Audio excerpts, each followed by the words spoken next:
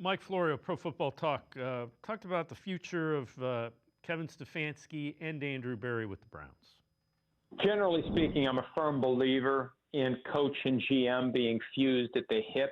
I think a scenario where one guy could stay and one guy could go creates dysfunction, because when things go sideways, it doesn't become an issue of what can we do to make things better. It becomes what can I do to blame the other guy, subtly, discreetly, but inevitably. And that's one of the complaints coaches have, because they're down on the sideline working the game and they look up at the suite and they see the GM sitting next to the owner and they think, I wonder what they're talking about.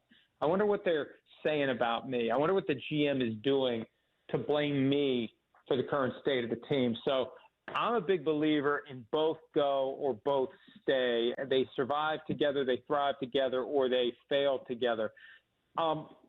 Look, it all comes down to whether or not the Haslams feel like they have to make a change. And again, I don't really think they want to. If they wanted to, they had plenty of reason to in the offseason. So let's turn it this way. If they do, in fact, decide to move on from Kevin Stefanski, what do you want to see in the next head coach?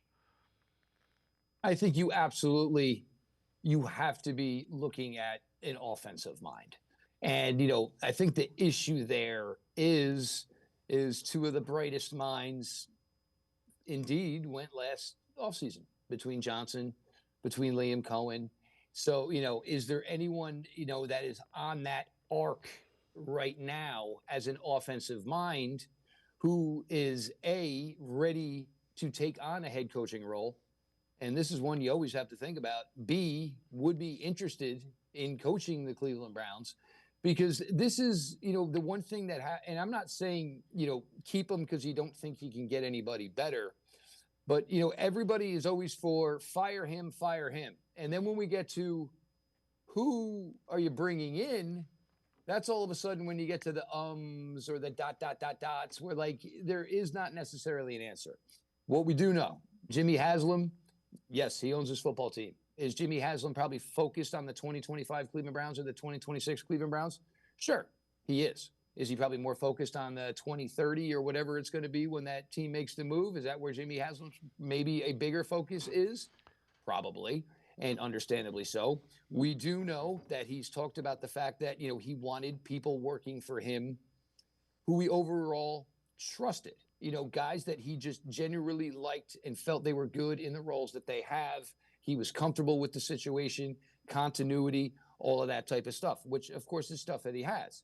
But look, if you're going to tell me that the head coach could finish 6-28 after the last 2 years, yeah, I'm not going to argue with you if you say you need to move on from a coach that went 6-28 in 2 years. Yeah, there's some more factors to it, obviously, but 6-28 is 6-28. Your record, you are what your record says you are.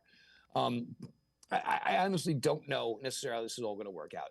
Clint Kubiak is a name everybody wants to kind of throw out there, but which to me seems extremely odd, because in 2020. When you hired Kevin Stefanski, he was essentially Clint Kubiak now, and basically coming from the same tree and the same theories and that. So, but if it's going to be, and if you think there is this offensive whiz kid mind that you want to bring in, and you're hopefully going to have him with a room with Shador in it, a possibility of a Mendoza and a Moore, then yeah, let's go. And hopefully we can keep Jim Schwartz around.